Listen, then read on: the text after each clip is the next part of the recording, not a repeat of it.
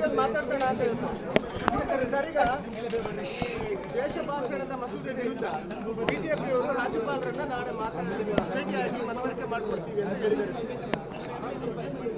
ಅದು ಸರ್ವಾನುಮತದಿಂದ ಪಾಸ್ ಆಗಿರ್ತಕ್ಕಂಥ ಬಿಲ್ಲು. ಅವರು ಇನ್ನೂ ತಿರಸ್ಕಾರನೂ ಮಾಡಿಲ್ಲ, ಮತ್ತು ವಾಪಸ್ಸು ಕಳಿಸಿಲ್ಲ, ಮತ್ತು ಅಕ್ಸೆಪ್ಟ್ ಮಾಡಿಲ್ಲ, ಅಂಕಿತನೂ ಹಾಕಿಲ್ಲ. ನೋಡೋಣ ಅವರು ಯಾವಾಗ ಕರೀತಾರೆ ಹೋಗಿ ಎಕ್ಸ್ಪ್ಲೈನ್ ಮಾಡ್ತೀವಿ. ಬಳ್ಳಾರಿ ಘಟನೆಗೆ ಸಂಬಂಧಪಟ್ಟಂತೆ ಬಳ್ಳಾರಿಯಿಂದ ಪಾದಯಾತ್ರೆ ಮಾಡ್ತೇವೆ ಬಿಜೆಪಿ ಅವರು ಹೇಳ್ತಾ ಇದ್ದಾರೆ. ಬಳ್ಳಾರಿಯಿಂದ ಪಾದಯಾತ್ರೆ ಮಾಡ್ತೇವೆ, ಮಾಡಲಿ ಪಾಪ, ಬಳ್ಳಾರಿದು ಮೊನ್ನೆ ಪ್ರಕರಣ ಮಾಡಲಿ, ಬೇಡ ಸರ್. ಈಗ ಆರಂಭದಲ್ಲಿ ನೀವೇ ಪಾದಯಾತ್ರೆ ಮಾಡಿದ್ದು ಸ್ಪೆಸಿಫಿಕ್ ರೀಸನ್ಗೋಸ್ಕರ. ಲೋಕಾಯುಕ್ತ ಅವತ್ತು ಸಂತೋಷ್ ಹೆಗ್ಡೆಯವರು ರಿಪೋರ್ಟ್ ಕೊಟ್ಟಿದ್ರು.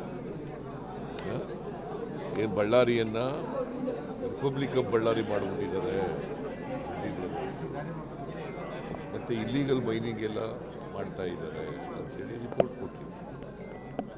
ನಾನು ಅದನ್ನು ಚರ್ಚೆ ಮಾಡಿದಾಗ ಅಸೆಂಬ್ಲಿನಲ್ಲಿ ರೆಡ್ಡಿ ಬ್ರದರ್ಸು ನನ್ನ ಮೇಲೆ ಮೈ ಮೇಲೆ ಬಿದ್ದರು, ಯಡಿಯೂರಪ್ಪ ಮೈ ಮೇಲೆ ಬಿದ್ದರು.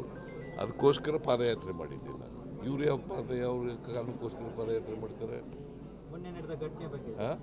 ಏನು ಘಟನೆ ನಡೆದಿದೆ? ಬಾವುಟ ಬ್ಯಾನರ್ ತೆಗೆದಾಕ್ದವ್ರು ಯಾರು?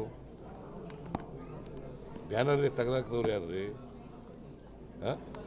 ಅದೇ ಪ್ರಚೋದನೆ ಆದದಲ್ವಾ? ಬ್ಯಾನರ್ ತೆಗೆದೇ ಹೋಗಿದ್ರೆ ಪ್ರಚೋದನೆ ಎಲ್ಲ ಆಯ್ತಿತ್ತು.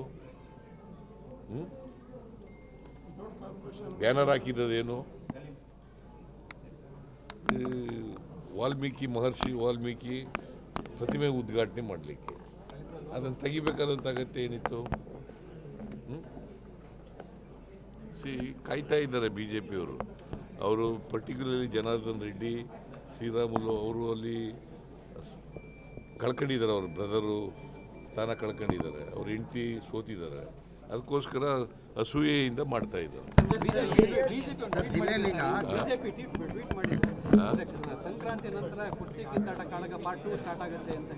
ಕಾಳಗನೇ ಇಲ್ಲ, ನೀವೇ ಕಾಳಗ ಎಲ್ಲ ಕ್ರಿಯೇಟ್ ಮಾಡೋರು. ಎಲ್ಲಿದೆ ಕಾಳಗ? ಎಲ್ಲಿದೆ ರೀ ಕಾಳಗ? ನಿನಗೆ ಕೇಳ್ತಾ ಇದ್ದೀನಿ, ಎಲ್ಲಿದೆ ಕಾಳಗ? ಸುಮ್ಮನೆ ಕೇಳಿದ್ರೆ